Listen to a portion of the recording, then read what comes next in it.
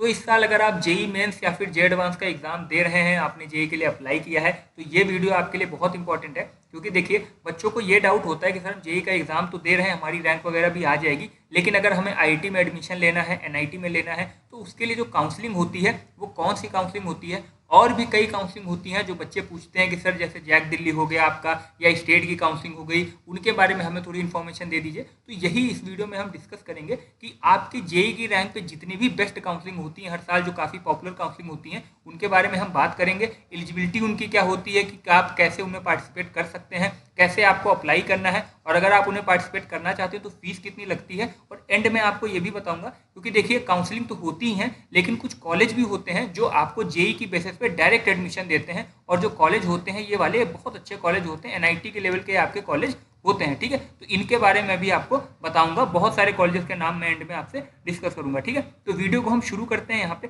सबसे पहले जो काउंसलिंग की हम बात करेंगे वो होती है जोसा काउंसलिंग। अभी तक आप में से बहुत सारे बच्चों ने इसका नाम जरूर सुना होगा, और सुनना भी चाहिए, क्योंकि ये जेई की बेसिस की सबसे इंपॉर्टेंट काउंसलिंग होती है। जोसा काउंसलिंग, इसका फुल फॉर्म होता है ज्वाइंट सीट एलोकेशन अथॉरिटी। ये टर्म आप जरूर याद कर लीजिए, क्योंकि अगर आपको आईआईटी या फिर एनआईटी में एडमिशन लेना है तो ये वाली काउंसलिंग आपको करानी ही पड़ेगी। ठीक है, तो ये टर्म आप जरूर याद करिएगा। अब इसमें देखिए सबसे पहले एलिजिबिलिटी क्या होनी चाहिए। अब बहुत सारे बच्चे पूछते हैं कि सर हमने जेई का एग्जाम दे लिया, ठीक है, आपने जेई का यहाँ पे एग्जाम दिया हुआ है। अब कुछ बच्चों को डाउट होता है कि सर मान लीजिए अगर हमने कट ऑफ नहीं क्लियर किया एडवांस का, तो क्या हम काउंसलिंग करा सकते हैं, या हमारी रैंक ज़्यादा है तो क्या हम काउंसलिंग करा सकते हैं। बिल्कुल, आपकी 10 लाख भी रैंक आई हो तब भी आप ये जोसा वाली काउंसलिंग करा सकते हैं। इसकी सिर्फ इतनी एलिजिबिलिटी होती है कि जेई मेंस की आपकी रैंक आई हो। ठीक है, तो एलिजिबिलिटी आपको क्लियर हो गई है। अब ये काउंसलिंग होती कब है, तो देखिए जब आपका जेई मेंस का एग्जाम हो जाएगा, उसके बाद आपका एडवांस का एग्जाम होगा, फिर जून में ये जो काउंसलिंग होती है ये जून में आपकी शुरू होती है। आप मान लीजिए कि ये 15 से 20 जून के आसपास आपकी जो जोसा वाली काउंसलिंग है वो स्टार्ट हो जाएगी। ठीक है, अब इसमें कॉलेज कौन कौन से पार्टिसिपेट करते हैं ये बहुत इंपॉर्टेंट है। तो कॉलेज इसमें, एक मिनट में यहाँ पे इंक चेंज कर देता हूँ तो आपको अच्छे से यहाँ पे दिखेगा। इंक का कलर हम यहाँ पे पहले चेंज कर लेते हैं। ठीक है, तो अब देखिए कॉलेज की अगर हम बात करें यहाँ पे, तो सबसे जो इम्पोर्टेंट कॉलेज है वो है यहाँ पे आईआईटी।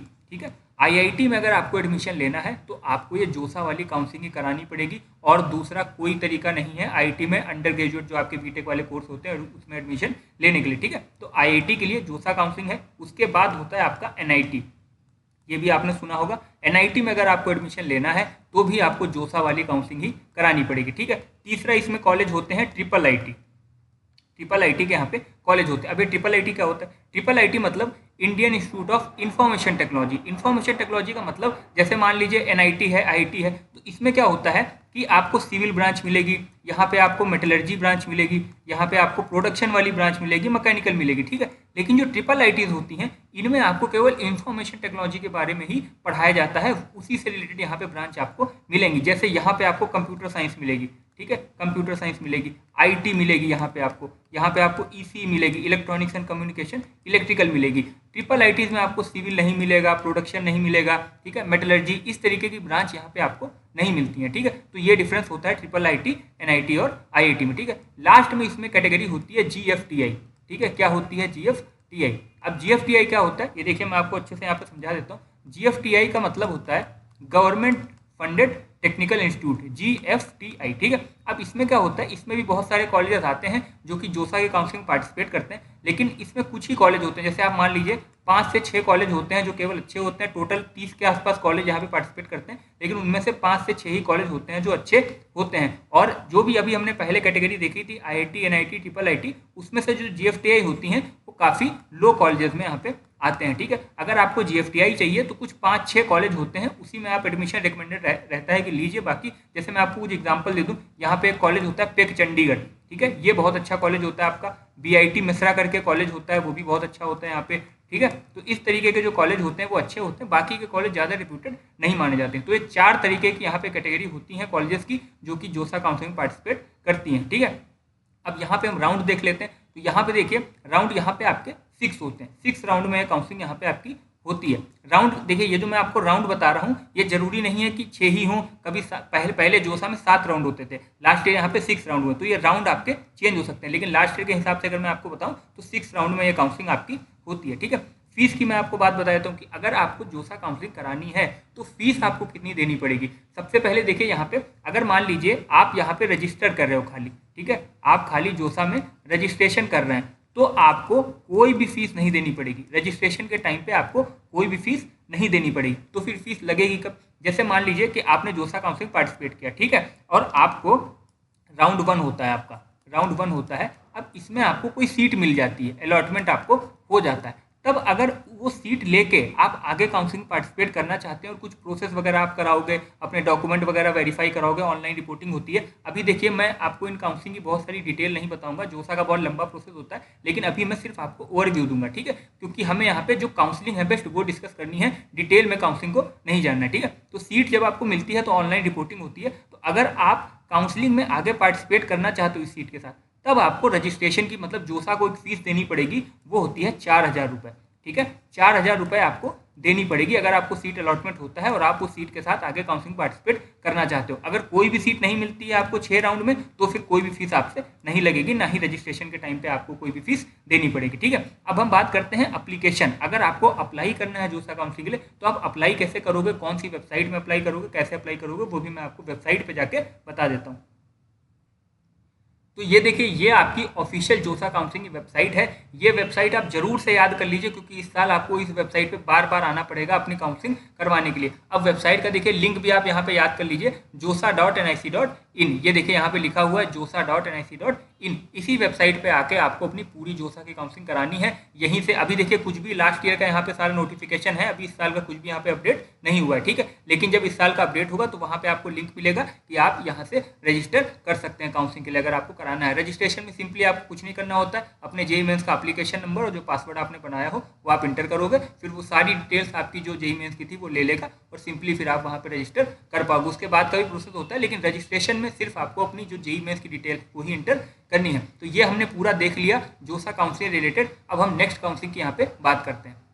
तो अब देखिए, अब हम यहाँ पे सीसैप काउंसलिंग की बात करेंगे। ये भी नाम शायद अभी तक आपने सुन लिया हो। सीसैप का फुल फॉर्म होता है सेंट्रल सीट एलोकेशन बोर्ड, ठीक है। अब यहाँ पे देखिए, सबसे पहले हम एक चीज डिस्कस कर लेते हैं, वो ये है कि ये जो सीसैप की आपकी काउंसलिंग होती है, ये जोसा से इसका रिलेशन होता है। क्या रिलेशन होता है? सबसे पहले देखिए, इसको आप अच्छे समझिए। जैसे ये आपकी जोसा की काउंसलिंग है, ठीक है, ये जोसा की काउंसलिंग है। अब इसमें जोसा की काउंसलिंग में टोटल 100 सीट थी, ठीक है, टोटल यहाँ पे 100 सीट थी। लेकिन जब काउंसलिंग खत्म होती है, जब आपके 6 राउंड पूरे हो जाते हैं, तब यहाँ पे केवल 80 सीटें ही फिल हो पाती हैं, ठीक है, 80 सीटें ही फिल हो पाती, लेकिन 100 सीटें थी हमारे पास। तो क्या होता है कि ये जो 20 सीटें हैं वो आपकी ये खाली रह जाएंगी। तो ये जो 20 सीटें हैं, इन्हीं 20 सीटों के लिए सीएसएबी की आपकी काउंसलिंग यहाँ होती है, ठीक है। तो इसको मैं अगर आपको फिर से समझाऊं, तो जोसा काउंसलिंग में जो भी सीटें खाली बच जाती हैं, उन खाली सीटों के लिए ही सीएसएबी वाली काउंसलिंग होती है, ठीक है। तो ये चीज़ आप यहाँ पे ध्यान रखिएगा, जोसा का और सीसैप का यहाँ पे इंटरकनेक्शन होता है। अब इसमें फीस का भी थोड़ा रहता है, वो भी मैं आगे आपको बताऊंगा, जो कि काफ़ी इंपॉर्टेंट है और बच्चों को उसमें काफ़ी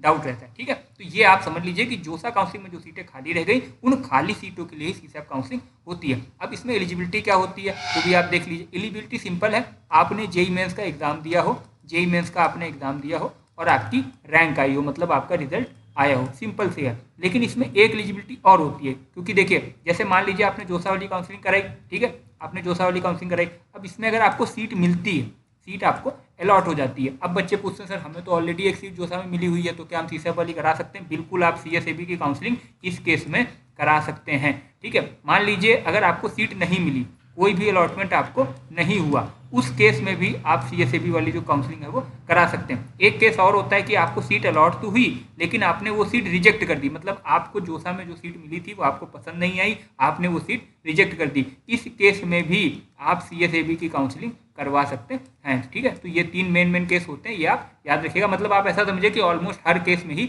आप सीएसएबी वाली काउंसलिंग करवा सकते हैं, ठीक है। तो एलिजिबिलिटी हमने देख ली। अब ये होती कब है? तो जैसा अभी हमने डिस्कस किया कि जोसा काउंसलिंग जब खत्म हो जाएगी, जब उसमें सीट बचेंगी, तभी आपकी सीसैप की काउंसलिंग होती है। तो जैसे अभी हमने देखा था, जोसा आपकी जून में होती है, सीएसएबी की जो आपकी काउंसलिंग होती है वो अगस्त में होती है। जून जुलाई आपकी जोसा चलेगी, फिर अगस्त में आपकी सीएसएबी की काउंसलिंग शुरू हो जाती है, ठीक है।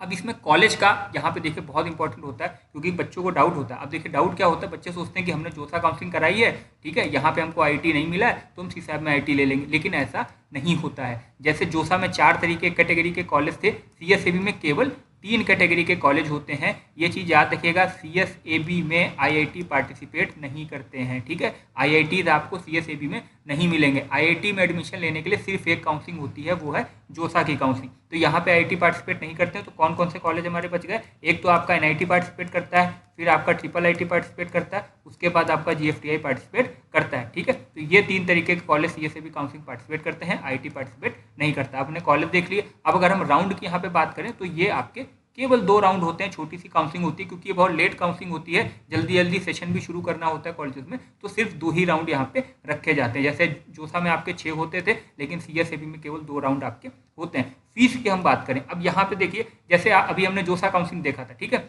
जोसा काउंसलिंग में क्या था कि जब आप रजिस्टर करोगे तो आपको कोई भी फीस नहीं देनी पड़ेगी, लेकिन CSAB में बिना फीस दिए आप काउंसलिंग नहीं करा सकते और इसकी फीस भी बहुत ज़्यादा होती है, करीबन 40,000 के आसपास। अगर आप जनरल, EWS और OBC कैटेगरी के स्टूडेंट हो तो करीबन 40,000 के आसपास आपको फीस देनी होती है। अगर आप SC, ST और PWD कैंडिडेट हैं तो 20,000 के आसपास फीस आपको देनी होती है, ठीक है।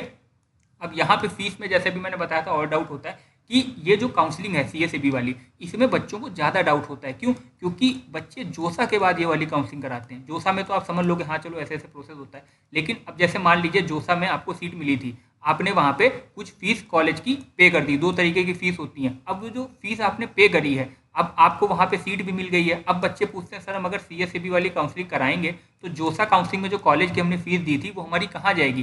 तो उसको आप सिंपल ऐसा समझिए कि जोसा में अगर आपने कोई भी फीस दी है जोसा काउंसलिंग में, तो वो फीस अपने आप आपकी ट्रांसफर हो जाएगी CSAB में, अगर आप CSAB में पार्टिसिपेट कर रहे हैं तो, ठीक है। तो कोई भी आप डाउट मत रखिए, अगर आपने जोसा में अगर कोई भी फीस आपने दी है तो वो जो पैसा आपका होगा वो CSAB में अपने आप ट्रांसफर कर दिया जाएगा। अगर कोई भी फीस नहीं दी है तो फिर CSAB में आपको पूरे, जैसा मैंने भी बताया, 40,000 के आसपास OBC, EWS जनरल कैटेगरी बच्चों को फीस देनी होती है और SC, ST, PW को 20,000 के आसपास फीस रहती है। हर साल थोड़ा बहुत चेंज होता है, लेकिन यहाँ पे जो मेन चीज़ है वो ये है कि बिना वो फीस दिए आप काउंसलिंग में पार्टिसिपेट नहीं कर सकते हैं, ठीक है। तो ये चीज़ आप याद रखिएगा। अब अप्लीकेशन यहाँ पे अप्लाई कैसे करना है, कहाँ पे जाके आपको अप्लाई करना है, तो अब मैं वेबसाइट भी आपको दिखा देता हूँ कि किस वेबसाइट पर जाके आपको CSAB की काउंसलिंग करानी है।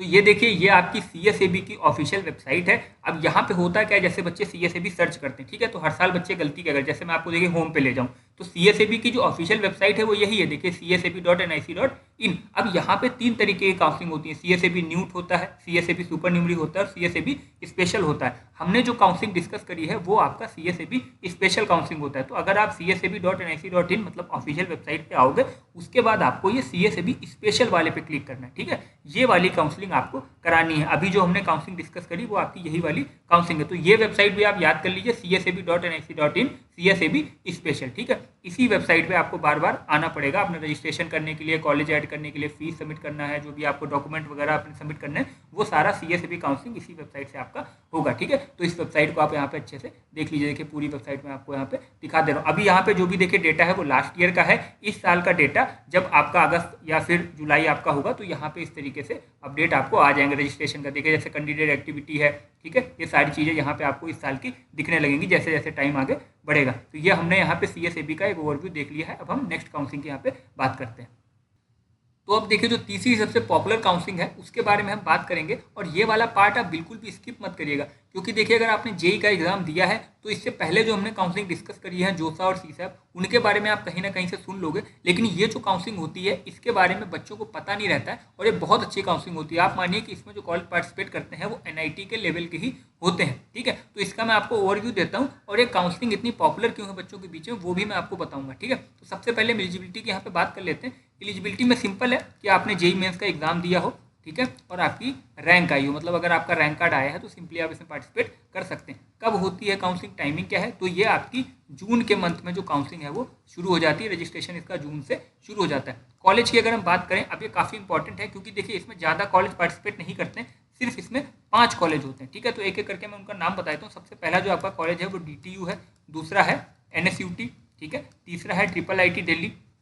अब इसमें देखिए बच्चे कंफ्यूज रहते हैं कि ये वाला जो IIIT दिल्ली है वो जो भी हमने पहले देखा था जोसा CSAB, ये वो वाला IIIT दिल्ली नहीं है। इस IIIT दिल्ली का फुल फॉर्म है Indraprastha institute of information technology, ठीक है। जो ट्रेडिशनल आपके जो IIITs होते हैं, जो Indian institute of information technology होते हैं, ये वो वाला नहीं है, ठीक है। तो आप ये चीज़ याद रखिएगा। DTU की अगर हम बात करें तो इसका फुल फॉर्म है दिल्ली टेक्निकल यूनिवर्सिटी, और NSUT की बात करें तो Netaji Subhash university of technology, ठीक है। चौथा जो यहाँ पे कॉलेज होता है वो आपका होता है IGDTUW, IGDTUW। अब ये कॉलेज देखिए, इसके बारे में मैं आपको बता दूं कि ये केवल गर्ल्स के लिए होता है, ठीक है। ये केवल गर्ल्स के लिए वाला कॉलेज होता है, इसमें लड़के एडमिशन नहीं ले सकते। तो इस काउंसलिंग की जो पॉपुलैरिटी है उसका एक रीज़न ये भी है कि इसमें जो 5 कॉलेज होते हैं उसमें से एक पूरा का पूरा कॉलेज ही गर्ल्स के लिए होता है। तो इसमें जो एडमिशन का मतलब जो चांसेस होते हैं वो गर्ल्स के लिए ज़्यादा बढ़ जाते हैं, ठीक है। अब जो लास्ट कॉलेज है वो DSEU। अब इस कॉलेज को आप इग्नोर कर दीजिए क्योंकि ये कॉलेज अच्छा नहीं होता है। अगर आप जैक दिल्ली करा रहे हैं तो आप इन्हीं 4 कॉलेज पे फोकस करिए, ठीक है। ये वाले जो कॉलेज हैं वो बिल्कुल अभी नए ऐड हुए हैं और ये ज़्यादा अच्छे मतलब इनके जो प्लेसमेंट वगैरह है बहुत ज़्यादा अच्छा नहीं होता, ठीक है। तो अभी हमने यहाँ पे कॉलेज देख लिए, अब हम राउंड देख लेते हैं कितने राउंड में काउंसलिंग होती है। तो लास्ट ईयर की बात करें तो 5 राउंड में ये काउंसलिंग हुई थी। इसके बाद यहाँ पे एक स्पॉट राउंड हुआ था। अब स्पॉट राउंड क्या होता है वो आप समझ लीजिए, यहाँ पे जल्दी से मैं आपको बता देता हूँ। देखिए, जैसे भी हमने बात करी कि जोसा में जो सीटें मतलब जोसा में जैसे मान लीजिए 100 सीटें थी तो 80 सीटें फिल हुई, 20 सीटें बची, उनके लिए सीसेप काउंसलिंग होती है। वैसा ही यहाँ पे भी होता है। मान लीजिए कि जैक दिल्ली की काउंसलिंग आपकी होती है, ठीक है। जैक दिल्ली आपकी काउंसलिंग हुई, अब इसमें आपकी 100 सीटें थी। 100 सीटें में 80 सीटें वहाँ यहाँ पे भर गई और 20 सीटें बच गई। अब इन 20 सीटों के लिए स्पॉट राउंड होगा, ठीक है। 20 सीटों के लिए स्पॉट राउंड होगा, लेकिन ये जो स्पॉट राउंड है ये आपका CSAB काउंसलिंग से अलग है। क्यों? क्योंकि CSAB की जो काउंसलिंग थी वो आप पूरी काउंसलिंग वहाँ कराते थे, रजिस्ट्रेशन करते थे, फीस सबमिट करते थे, कॉलेजेस को ऐड करते थे। लेकिन स्पॉट राउंड में ऐसा नहीं होता। इसको आप बहुत मतलब ध्यान से सुनिएगा, स्पॉट राउंड और काउंसलिंग अलग होती है। स्पॉट राउंड में आपको एडमिशन मिलता कैसे ये आप देख लीजिए। सबसे पहले स्पॉट राउंड आसान चीज़ होती है, इसको आप एक तरीके के लॉटरी की तरह मानिए। जैसे मान लीजिए स्पॉट राउंड में 2 बच्चे हैं, एक बच्चे की रैंक 100 है, ठीक है, एक बच्चे की रैंक 99 है।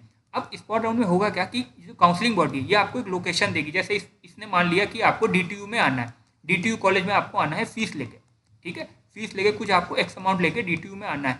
अब जो बच्चा फीस लेके DTU में जल्दी पहुंच जाएगा उस बच्चे को यहाँ पे सीट मिल जाती है। ये चीज़ होती है स्पॉट राउंड में, ये आपका डिफरेंस होता है। जो CSAB की काउंसलिंग थी उसमें जो आपको सीट मिलेगी वो आपकी रैंक के हिसाब से मिलेगी, लेकिन इसमें जो बच्चा पहुंच जाता है पहले, जो पहले वहां जाकर अप्लाई कर देता है उसको सीट मिल जाती है, भले उसकी रैंक ज़्यादा हो। जो जैसे हमें देखिए अभी मैंने आपको एग्जांपल दिया, जैसे मान लीजिए एक बच्चे की 100 रैंक है, ये A है बच्चा, ये बच्चा 99, ये B बच्चा है, ठीक है। अब क्या हुआ कि ए बच्चे की रैंक एक ज़्यादा है, इसकी 100 रैंक है, इसकी 90, लेकिन ए वाला बच्चा अगर DTU में जो भी टाइम दिया जाएगा, मान लीजिए आपको 2 बजे बुलाया गया दोपहर में, आप अगर यहाँ पे 2 बजे फीस लेके पहुँच गए तो अगर कोई सीट खाली है DTU में तो आपको अलॉट कर दी जाएगी। 99 वाला बच्चा अगर आपके बाद पहुँचेगा तो उसको सीट अलॉट नहीं होगी। तो ये एक तरीके का लॉटरी सिस्टम की तरह होता है। आप फीस उठाइए, अपनी जो भी फीस वहाँ पे पूरी डिटेल आती है स्पॉट राउंड की, कहाँ पे जाना है, कब जाना है, कितनी फीस लेके जाना है, वो आप अपनी फीस लीजिए। वहाँ पे DD के थ्रू आपकी फीस सबमिट होती है और वो फीस लेके आप लोकेशन पे पहुँचिए। अगर आप जल्दी पहुँच जाते हो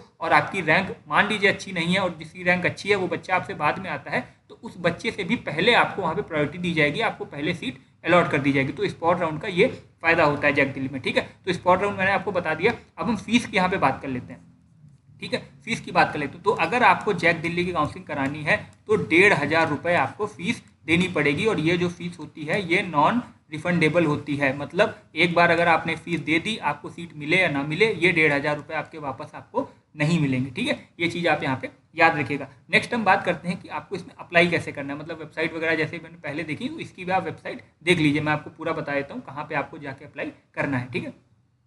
तो देखिए, अगर आपको जैक दिल्ली काउंसलिंग में अप्लाई करना है तो ये वाली वेबसाइट है, आप देख लीजिए jackdelhiadmission.nic.in। इसी वेबसाइट पे आके आपको पूरा अपना एप्लीकेशन, फीस और डॉक्यूमेंट वगैरह यहाँ पे सबमिट करनी होगी। अभी जो यहाँ पे आप इन्फॉर्मेशन देख रहे हैं वो लास्ट ईयर की है, लेकिन इस साल जैसे ही अपडेट होगा यहाँ पे आपका रजिस्ट्रेशन का जो ऑप्शन है वो ओपन हो जाएगा, ठीक है। अब देखिए, ये मैंने आपको बताया था कि ये काउंसलिंग कितनी पॉपुलर क्यों है, इसके बारे में भी यहाँ पे आपको मैं बताऊंगा। तो सबसे पहले देखिए, जो जैक दिल्ली की काउंसलिंग है, यहाँ पे जितने भी कॉलेज हैं वो सारे दिल्ली में है। अब दिल्ली आपका कैपिटल है, वहाँ पे आसपास जैसे नोएडा है, गुरुग्राम है, तो बहुत सारी कंपनीज हैं। तो उनके लिए बच्चों को यहाँ पे हायर करना आसान रहता है क्योंकि लोकेशन बहुत पास है। तो प्लेसमेंट वगैरह हैं वो इन कॉलेज में बहुत अच्छे होते हैं, ठीक है। और यहाँ पे देखिए, जैसे भी मैंने आपको बताया था कि ये कॉलेज है सिर्फ वुमेन्स के लिए, तो इसमें जो गर्ल्स होती हैं वो भी ज़्यादा इस काउंसलिंग पार्टिसिपेट करती हैं, तो वो भी मतलब यहाँ पे काफ़ी इसकी पॉपुलैरिटी बढ़ जाती है। अब जैसे यहाँ पे जो कॉलेज है वो एनआईटी के लेवल के, अभी मैंने यहाँ पे आपको बोला था, तो मैं देखिए आपको कॉलेज दिखाता हूँ। जैसे मान लीजिए जो अभी हम गर्ल्स गर्ल्स वाले कॉलेज की बात कर रहे थे, ये देखिए ये उसकी वेबसाइट है, Indira Gandhi Delhi technical university for women. अब आप इसकी प्लेसमेंट रिपोर्ट देखिए लास्ट ईयर की प्लेसमेंट रिपोर्ट है, प्लेसमेंट स्टैटिक्स 2023 से, मतलब लास्ट ईयर के जो बच्चे थे उनकी प्लेसमेंट रिपोर्ट देखिए, ठीक है। अब आप देखिए यहाँ पे इंटर्नशिप जैसे देखिए CSC AI मतलब कंप्यूटर साइंस आर्टिफिशियल इंटेलिजेंस में यहाँ पे 73 बच्चे थे, 56 बच्चों का प्लेसमेंट हुआ। एवरेज सैलरी आप देखिए 22 लाख रुपए की एवरेज सैलरी है, ठीक है। 22 लाख रुपए मतलब मोस्टली जिन जिन जिन बच्चों की जॉब लगी है उनकी जो सैलरी थी, मतलब साल में जो उनकी तनख्वाह थी 22 लाख थी, ठीक है। आप सोचिए कितना अच्छा कॉलेज है। बहुत सारे एनआईटीज हैं आपके, एनआईटी सिक्किम हो गया, एनआईटी नागालैंड हो गया, एनआईटी मिजोरम हो गया।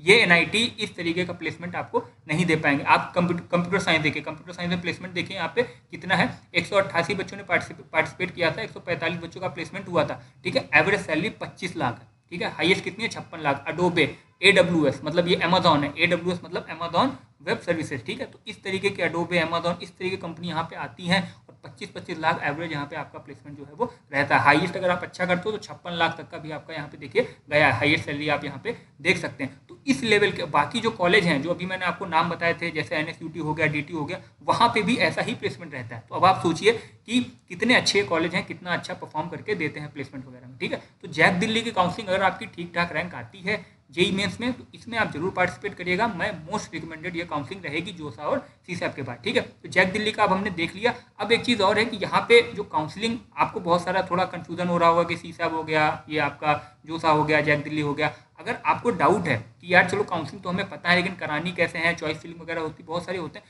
तो आप हमारे एक्सपर्ट काउंसलर से अपनी काउंसलिंग करा सकते हैं, ठीक है। जितनी भी काउंसलिंग होती है उसमें से लिए आपके लिए कौन सी बेस्ट रहेगी, कैसे करानी है, चॉइस फिलिंग कैसे करनी, पूरा वो खुद ही अपने एंड से कर देंगे, आपको कुछ भी नहीं करना होगा, ठीक है। तो उसके लिए देखिए मैं डिस्क्रिप्शन में लिंक दे दूंगा, उस पर आप क्लिक करिएगा। क्लिक करने के बाद आप इस वाली वेबसाइट पे आ जाओगे। अब यहाँ पे आप एक फ्री सेशन ले सकते हो, देखिए यहाँ पे लिखा हुआ है गेट अ फ्री सेशन, ठीक है। हर साल यहाँ पे देखिए बहुत सारे हमारे बच्चे IIT NIT हर कॉलेज में जाते हैं और हजारों बच्चों की हम हर साल काउंसलिंग कराते हैं। तो अगर आप हमारे एक्सपर्ट काउंसलर काउंसलिंग कराना चाहते हैं तो एक बार यहाँ पे क्लिक करके हमसे बात जरूर करिए। अगर आपको अच्छा लगता है तो आप हमारे एक्सपर्ट काउंसलर ले सकते हैं, ठीक है। अब हम अपनी नेक्स्ट काउंसलिंग की यहाँ पे डिस्कस करते हैं कि नेक्स्ट काउंसलिंग आप कौन सी करा सकते हैं।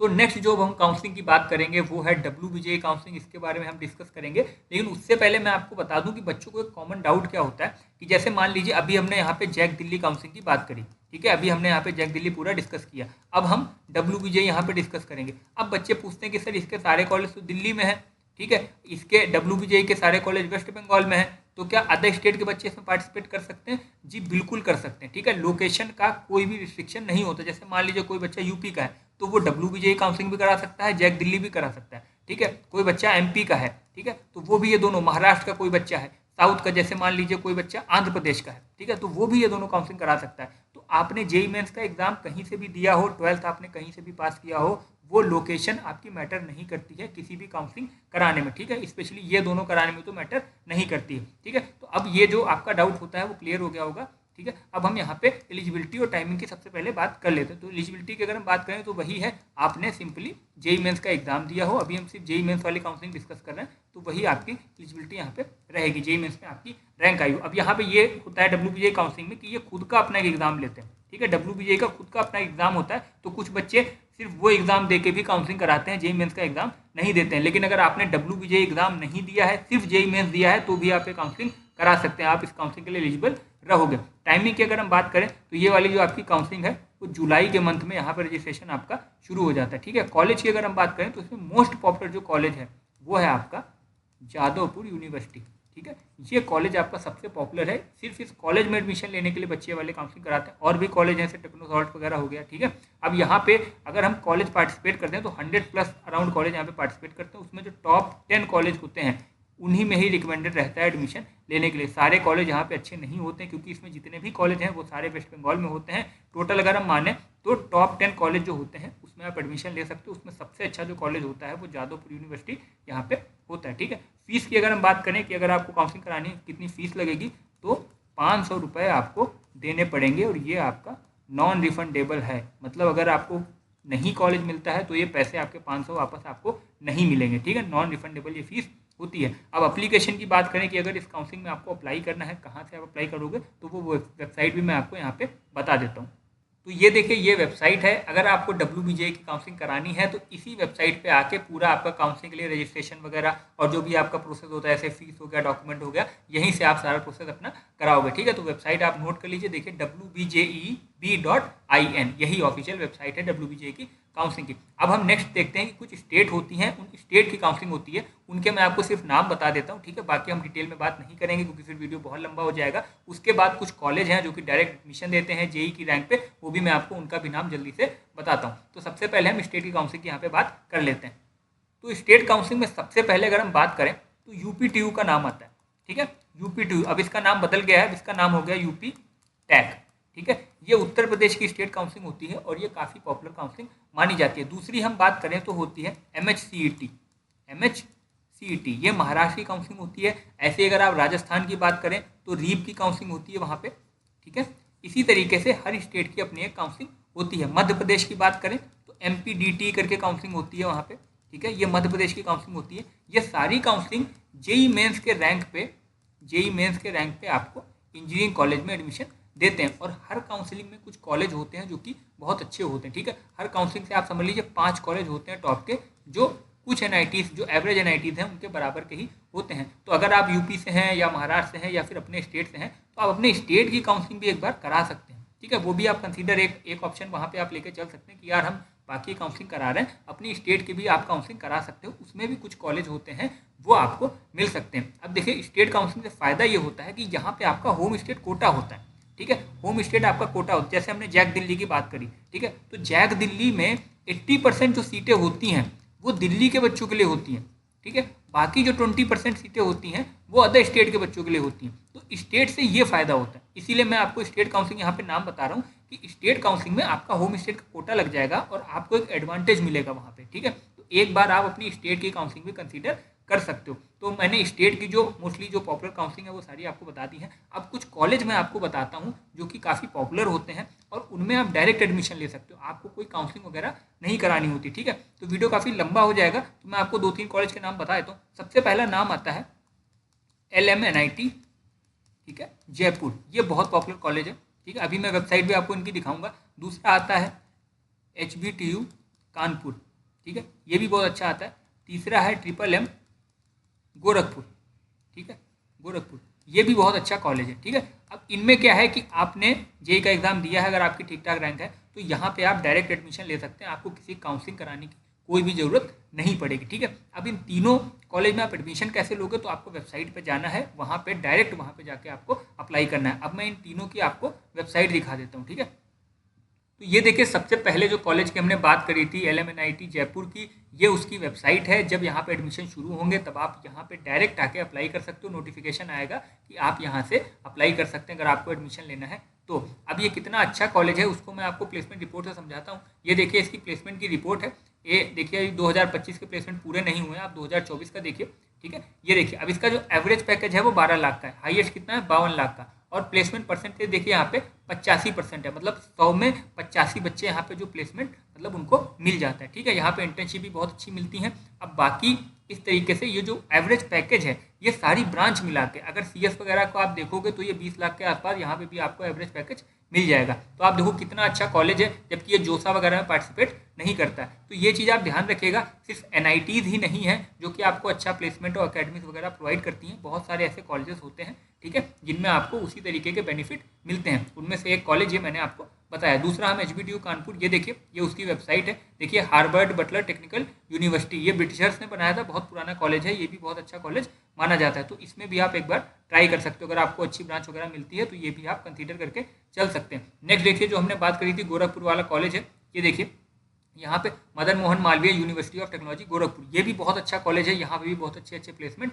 होते हैं। ठीक है, तो ये कुछ कॉलेज हैं जिनमें आप डायरेक्ट एडमिशन ले सकते हो। अब अगर आप कंफ्यूज हो तो जैसे मैंने बताया था कि आप एक बार हमसे बात कर लीजिए, हम आपको जो भी थोड़ा बहुत कंफ्यूजन है वो यहाँ पे सॉल्व कर देंगे कि आप इनमें जाइए या NIT लीजिए, क्योंकि जब आप काउंसलिंग कराओगे तो आपके पास बहुत सारे ऑप्शन होंगे, उनमें से बेस्ट आपको कैसे सेलेक्ट करना है उसमें थोड़ा बच्चों को प्रॉब्लम होती है। ठीक है, तो वीडियो हम यहीं पे एंड करते हैं। वीडियो काफ़ी लंबा हो चुका है। जितनी भी काउंसलिंग थी पॉपुलर मैंने आपको बताई, कॉलेज भी कुछ बताया जिनमें डायरेक्ट एडमिशन होता है, स्टेट की काउंसलिंग के नाम भी मैंने आपको बताया, तो ठीक ठाक आपको काउंसलिंग से रिलेटेड आइडिया हो गया होगा। ठीक है, तो वीडियो अगर आपको अच्छा लगा हो, थोड़ा भी हेल्पफुल लगा हो, तो वीडियो को जरूर लाइक करिएगा और चैनल को जरूर सब्सक्राइब करिएगा, क्योंकि जितनी भी काउंसलिंग हमने अभी बताई है आपको, वो सारे डिटेल में उसमें एक एक चीज़ उस पर हम वीडियो बनाएंगे और वो काउंसलिंग भी आपको अच्छे से समझ में आ जाएंगे। तो चैनल को भी जरूर लाइक करके आप जाइएगा। ठीक है, अब मिलते हैं हम नेक्स्ट वीडियो में।